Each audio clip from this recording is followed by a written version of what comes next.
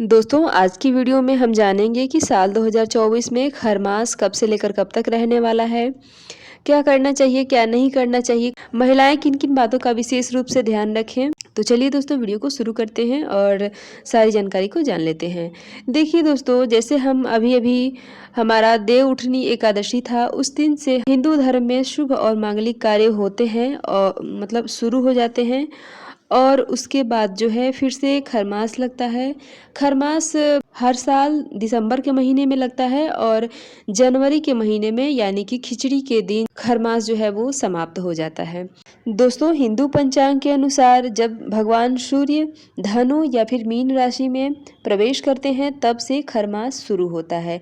अब दोस्तों देखिए खरमास जो है वो कब से कब तक रहने वाला है तो इसको भी जान लेते हैं। तो देखिए दोस्तों खरमास जो है वो प्रारंभ होगा 15 दिसंबर 2024 को, दिन होगा रविवार और समाप्त हो जाएगा 14 जनवरी 2025 को, दिन होगा मंगलवार। तो कुल मिला के ये 1 महीने का जो समय है, ये खरमास जो है 1 महीना रहने वाला है। तो इसमें हमें क्या करना चाहिए, क्या नहीं करना चाहिए। तो देखिए दोस्तों सबसे पहले तो पूजा किसकी करें। तो देखिए दोस्तों हम सभी को पता ही है कि सूर्य भगवान जो 7 घोड़ों की सवारी करते हैं, वो घोड़े की जगह खरमास के महीने में, खरमास के दिनों में वो गधे की सवारी करते हैं। और गधे की सवारी तो आपको पता ही है कि कितनी धीमी होती है, मतलब गधे जो है वो धीमी चाल चलते हैं।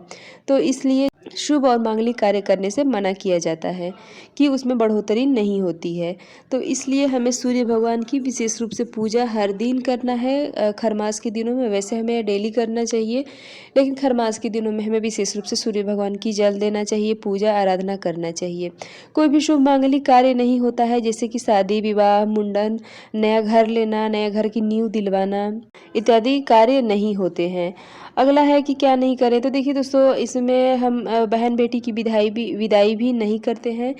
वैसे तो पहली बार विदाई नहीं करना चाहिए, लेकिन अगर आप जैसे कि 1-2 साल भी हुआ है या फिर कभी भी आपने दिन रख के आई गई हैं, तो ऐसे में कोशिश करें कि अगर ज़रूरत ना हो तो आप जो है ना जाएँ अपने मायके ससुराल। अगर जाना है तो पहले ही चले जाएँ, जैसे कि खरमास शुरू होने से पहले। ऐसे में हमें बहन बेटी की विदाई भी नहीं करना चाहिए।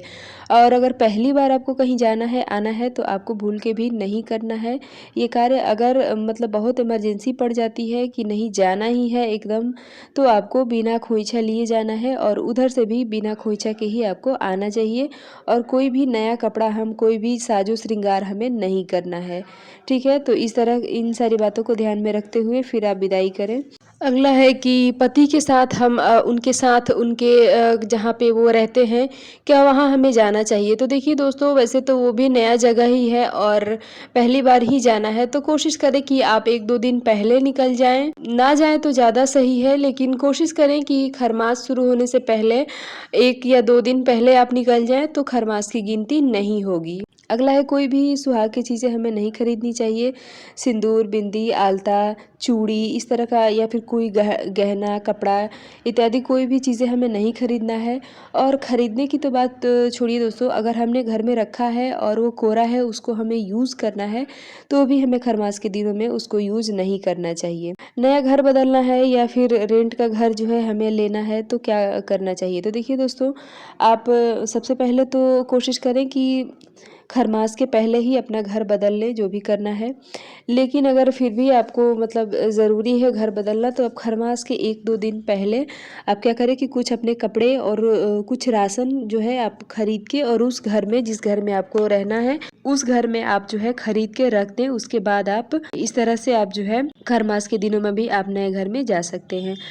अगला है कि हम अपने घर के लिए झाड़ू, पोछा, जाला उतारने वाला जो आता है, वो मतलब घर की साफ़ सफाई से संबंधित नई चीज़ें भी हमें नहीं खरीदना चाहिए। अगला है कि देखिए दोस्तों व्रत कोई भी हमें नया शुरू नहीं करना है और ना ही तो व्रत का उद्यापन करना है, तो इस बात का आपको विशेष रूप से ध्यान रखना है। अगला है कि घर में कोई बड़ा पूजा पाठ, अनुष्ठान करवाना, इस तरह का कोई भी कार्य हमें अपने घर में नहीं करना चाहिए। अगला है कि महिलाओं को विशेष रूप से आप बालों को न कटवाएं, थ्रेडिंग, वैक्सिंग इत्यादि जो भी करवाना है उसको भी हमें नहीं करवाना चाहिए। खरमास के दिनों में आपको क्या लेना चाहिए। तो देखिए दोस्तों मोबाइल, जैसे बहुत ज़रूरी है, मोबाइल के बिना किसी का काम नहीं चल सकता है, तो ऐसे में आप खर मास के दिनों में नया मोबाइल ले सकते हैं। स्वेटर, शॉल, कंबल, मतलब गर्म कपड़े जो भी हैं, मोजे वगैरह, या फिर बिल्कुल छोटे बच्चे हैं और उनके लिए कपड़े आपको लेने हैं तो आप ले सकते हैं, कहीं कोई परेशानी नहीं है। क्योंकि गर्म कपड़ा तो हमें लेना ही है, क्योंकि ठंडे के दिन में तो कोई परेशानी हो सकती है, कभी कपड़े नहीं सूखते हैं, तो इसलिए हम जो है स्वेटर, कंबल इत्यादि वगैरह आप ले सकते हैं, ठीक है। मोबाइल वगैरह भी ले सकते हैं, लेकिन नया गाड़ी बुक ना करें, नया गाड़ी ना खरीदें, बाइक वगैरह ना निकलवाएं, कोई ज़मीन की रजिस्ट्री वगैरह हमें नहीं करवानी चाहिए। तो ये सारा कार्य जो है हमें नहीं करना चाहिए। जो पहले से व्रत करते आए हैं उसको क्या करें, छोड़ दें कि करें? तो देखिए दोस्तों, जो व्रत हम बहुत पहले से, यानी कि 6 महीना, साल भर से हम करते आ रहे हैं, या फिर जो हम व्रत जो है खरमास से पहले उठा लिए हैं, और अगर वो बीच में पड़ता है, जैसे कि साप्ताहिक व्रत होता है, बहुत सारे लोग मंगलवार का व्रत करते हैं, गुरुवार का बहुत सारे व्रत लोग जो है व्रत करते हैं, तो ऐसे में आपको खरमास के दिनों में भी उसको करना है। अगर उद्यापन का समय भी है तो भी आपको उद्यापन नहीं करना होता है खरमास के दिनों में, तो इन बातों का आपको ध्यान रखना है। तो आशा करती हूँ दोस्तों कि ये खरमास से जुड़ी जानकारी आपको अच्छी लगी होगी। वीडियो पसंद आए तो लाइक ज़रूर करें, और मिलती हूँ इसी तरह से एक और नए वीडियो के साथ। तब तक के लिए बाय।